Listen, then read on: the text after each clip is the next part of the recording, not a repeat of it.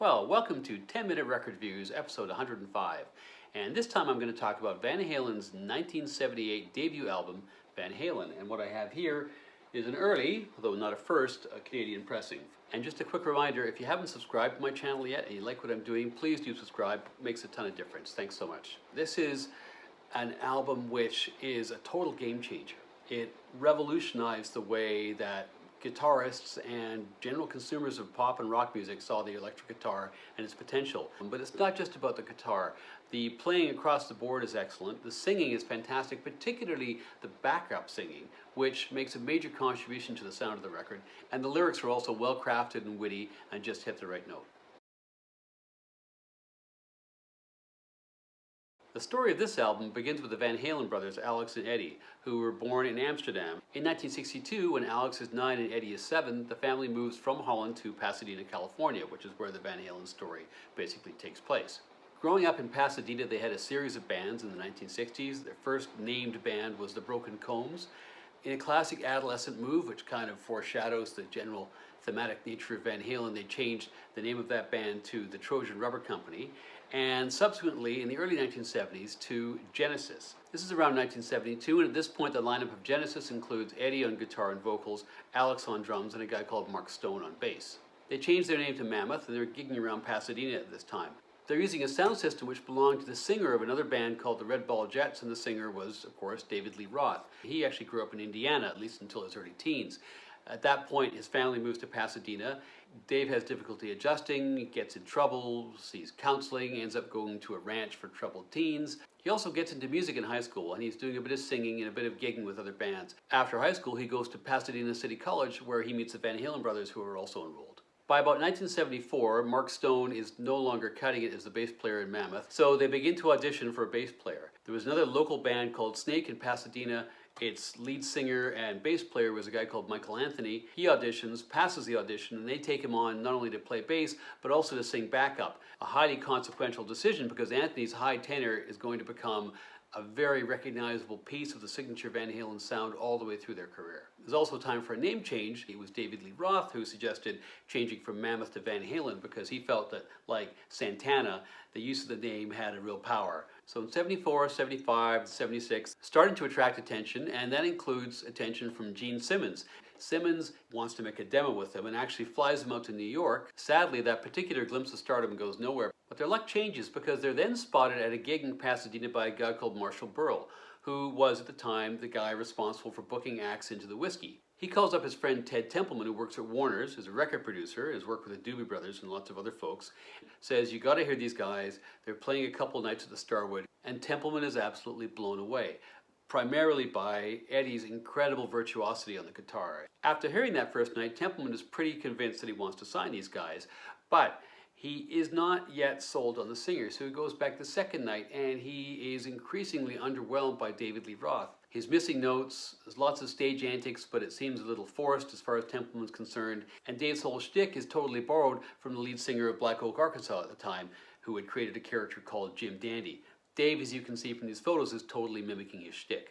In fact, his reservations were so stark that ironically, he thought of telling the band that he would sign them, but they would have to dump their singer and bring in a different singer, somebody he already knew from working with a band called Montrose, Sammy Hagar. Needless to say, that didn't happen, or it didn't happen yet anyway. Templeman reflected and felt on balance that while Dave had his flaws and they'd have to work hard with him in the studio to get the kind of sound they needed, he had intelligence and charisma and wit and was a heck of a front guy for the band, and that was going to bring in crowds and sell records. So in the summer of 1977, Templeman signs Van Halen to Warner's.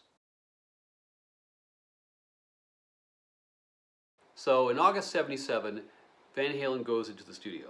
They'd had to wait for a while since they'd been signed because Templeman was still busy working with the Doobies, but now Templeman's free and he brings in his engineer, a guy called Don Landy. And together, the two of them had to settle on an approach to how they were going to record this band. They decided to keep the live sound, dispense with multi-tracking.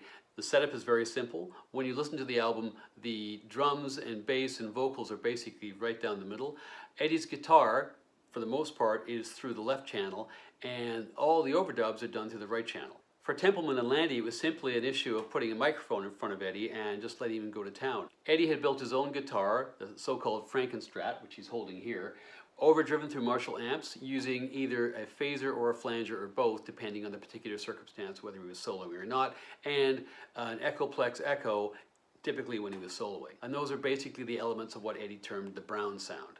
Where they really had issues was with Dave's vocals. And what they would end up doing would be recording the instrumentation on the track, sending Eddie, Alex, and Michael away for the day, and then keeping Dave behind and working on the vocals. And Templeman said he did this because Dave was struggling so badly, hitting notes, straining, but did have a voice which was overflowing with charisma. And so the challenge was to capture the charisma, finding a way subtly to spend the time with Dave to get him to reach those notes, sing in a more polished manner than he had before, without embarrassing him in front of the rest of the members of the band, which it took them 3 weeks to accomplish, but they did.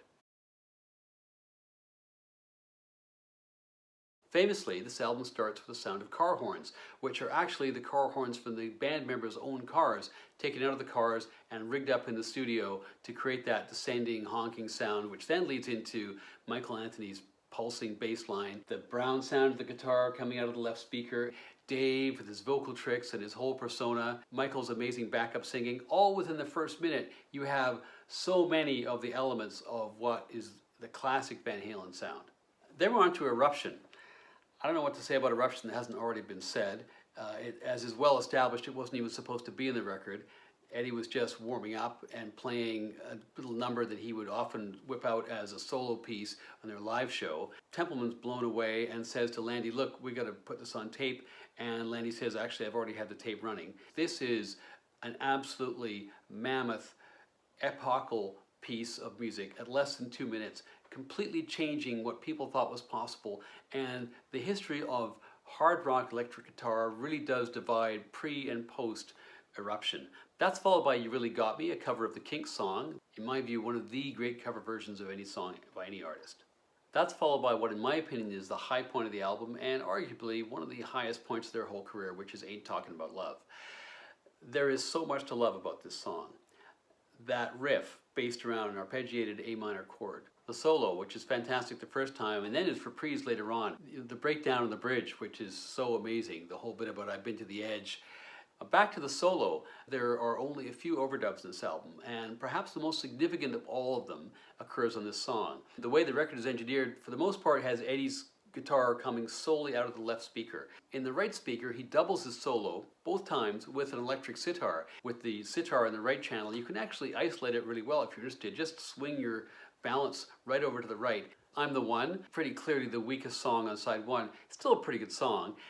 There is a real bit of flash towards the end of the song, again during the breakdown, when they basically drop out of what has been a really high-tempo hard rock song and basically start doing barbershop. They weren't Queen, but in terms of their talent as a singing group per se, they're cut above, it's clear from this song, than most other bands around. Side 2 starts with Jamie's Crying with that great drum intro. There's so many hooks in this song that I lose count. It's very difficult to write a song which is extremely appealing from a pop point of view, but still is heavy and kicks ass. There are not too many bands that ever really managed to pull it off, and you can even argue that Queen, who did a lot of that, would alternate their heavy pieces and their pop pieces, whereas Van Halen manages to blend all that. Another band who were quite good at this were Sweet.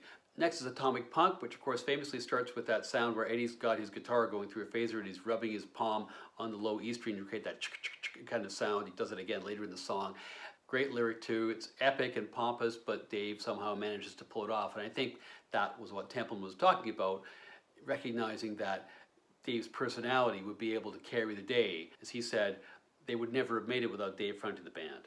Feel Your Love Tonight, which is one of the two really great boogie rock songs. The other one, of course, is a cover of Ice Cream Man coming up. The next song is quite interesting, Little Dreamer, which is a bit of a sneak peek as to where they would be 2 or 3 albums in the future. It's a much moodier and darker track than pretty much anything else on the record. Second last song is a party piece for Dave, which is Ice Cream Man, which starts off with that really campy, bluesy introduction, and then the band kicks in going full force. And finally, the album closes on what I think is a bit of a low note, which is I'm on Fire. This feels like some of the weaker stuff with substandard melodies that would pop up now and then on their next few albums. You have to say that this is something which did not sound like anything which had yet been recorded, even though it clearly comes out of an existing tradition. So you have to put it in the same category as Led Zeppelin 1 or Jimi Hendrix's debut or Joy Division's Unknown Pleasures. It's that kind of an album. And like those albums, the real change here comes not just from the music, but from the way the actual music sounded, which Templeman and Landy had decided basically to capture in its natural state live in the studio. Ultimately, they'd break apart and they'd make the mistake which Templeman almost made here by bringing in Sammy Hagar. But in my view, this album matters more than anything else they ever did. It is arguably the finest hour from arguably America's greatest ever rock group. And I have to give this 5 out of 5.